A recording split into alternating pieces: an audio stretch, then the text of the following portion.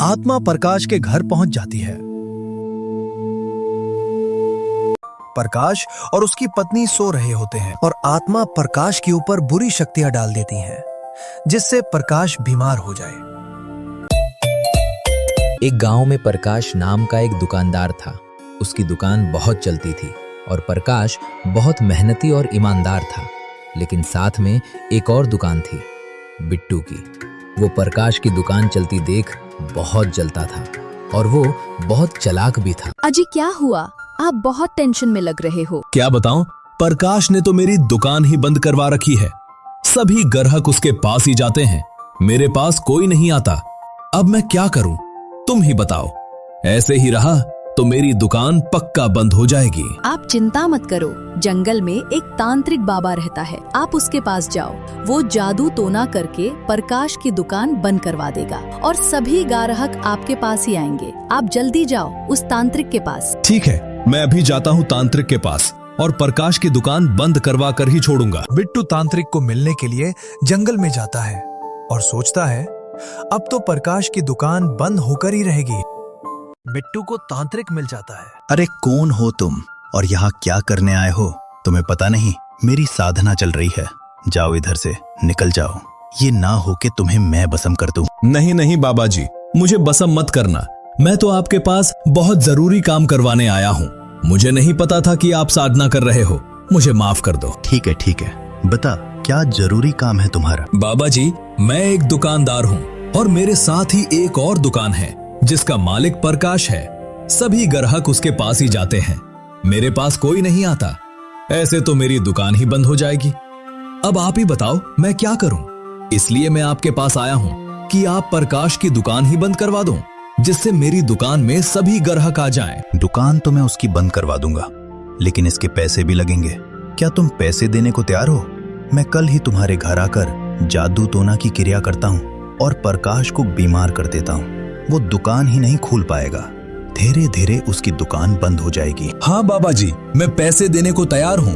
आप बस प्रकाश की दुकान बंद करवा दीजिए और आप कल ही हमारे घर आकर पूजा कर दीजिए। ठीक है, मैं कल आऊंगा तुम्हारे घर, लेकिन एक बात और कहूंगा तुमसे, जरा ध्यान से सुनना।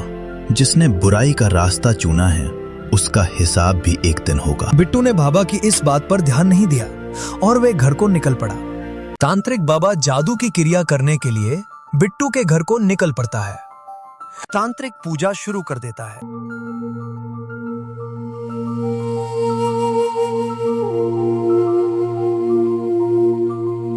और अचानक अग्नि में से धुआं निकलता है और उस धुएं में आत्मा निकलती है। अरे तांत्रिक, मुझे क्यों बुलाया तुमने? तुम्हें मेरा एक काम करना होगा, तभी मैंने तुमको बुलाया है। तुम्हें एक दुकानदार जिसका नाम प्रकाश है, तुम्हें उसको बीमार कर देना है। ऐसा बीमार करना कि वो अपने बिस्तर से उठ ही ना पाए और ना ही दुकान खोल सके।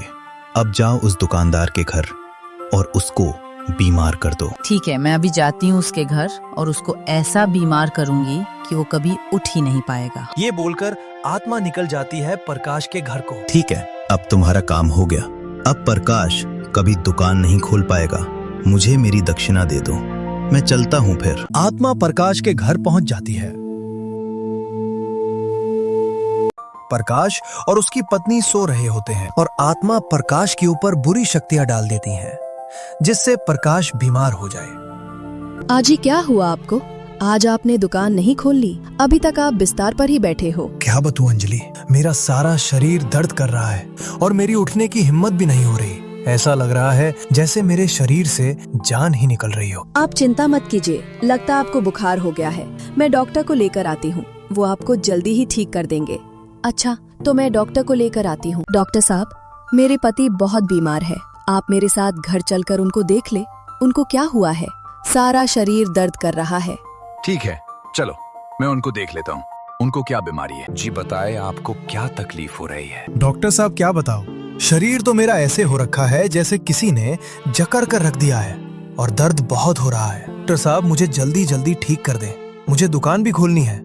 मैं कब तक बिस्तर में ही रहूंगा? डॉक्टर प्रकाश को अच्छी तरह से देखता है, लेकिन डॉक्टर को कोई बीमारी नजर नहीं आती। मैं इनको अच्छी तरह से देखा, लेकिन इनको कोई बीमारी नहीं है। फिर भी मैं आपको कुछ दवाई दे देता हूँ। आप इनको दे देना और 2 दिन के बाद मुझे बताना ये सही हो गए कि नहीं। ठीक है डॉक्टर साहब, मैं आपको 2 दिन के बाद बता दूंगी ये सही हुआ कि नहीं। उधर प्रकाश की दुकान बंद थी और सभी ग्राहक बिट्टू के पास आ गए। बिट्टू बहुत खुश था, बाबा की शक्ति काम कर गई। उधर प्रकाश और ज्यादा बीमार हो गया। उसकी पत्नी उसको हॉस्पिटल में ले गई, लेकिन डॉक्टर ने प्रकाश की पत्नी को बोला, मैंने ऐसा केस जिंदगी में पहली बार देखा है। प्रकाश मरने को है और बीमारी कोई नजर नहीं आ रही।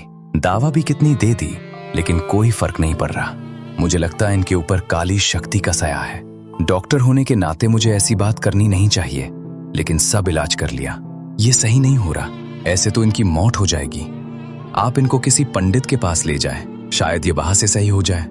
आगे उस भगवान की मर्जी। क्या काली शक्ति का साया है मेरे पति के ऊपर? लेकिन इन्होंने तो कभी किसी का बुरा नहीं किया। जी डॉक्टर साहब, मैं इनको पंडित को दिखाती हूँ और मैं भी भगवान के आगे प्रार्थना करूँगी मेरे पति सही हो जाए। प्रकाश की पत्नी पंडित को घर ले आती है और पंडित प्रकाश को देखता है और उसको पता लग जाता है कि बुरी शक्ति का साया है इसके ऊपर।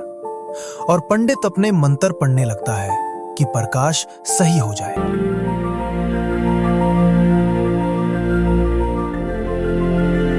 और एकदम वो आत्मा आ जाती है। अब बुरी आत्मा, तुमने जो इसके ऊपर काली शक्ति डाली है उसको वापस ले ले, नहीं तो मैं तुम्हें भस्म कर दूंगा। मैं अपनी काली शक्ति तभी वापस लूंगी अगर तू मुझे मुक्ति दिलाएगा। मैं कब की भटक रही हूँ। कभी कोई मुझे तंत्र विद्या से बुला लेता है, कभी कोई मुझे भी मुक्ति चाहिए इस संसार से। क्या तू मुझे मुक्ति दिला पाएगा? बोल पंडित। हाँ, मैं तुम्हें मुक्ति दिला दूंगा, लेकिन तुझे एक बार उसके घर में भी ऐसी ही काली शक्ति डालनी है कि वो भी ऐसे बीमार हो जाए और उसको भी पता चले कि बुरे काम का बुरा ही फल मिलता है। मैं तुम्हें पक्का मुक्ति दिला दूंगा। अच्छा, तो मैं जाती हूँ उसके घर।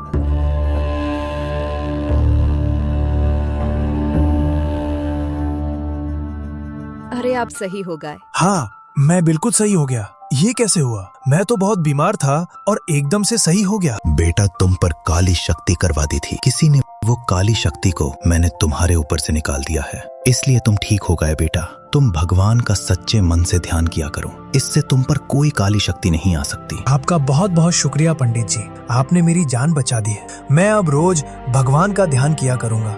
मैंने तो किसी का कभी बुरा नहीं किया, फिर भी पता नहीं लोग क्यों जलते हैं। पता नहीं उनको किसी की जान लेने से क्या मिल जाता है। उधर आत्मा बिट्टू को सबक सिखाने के लिए बिट्टू के घर को निकल पड़ती है और सोचती है अब मुझे भी मुक्ति मिल जाएगी।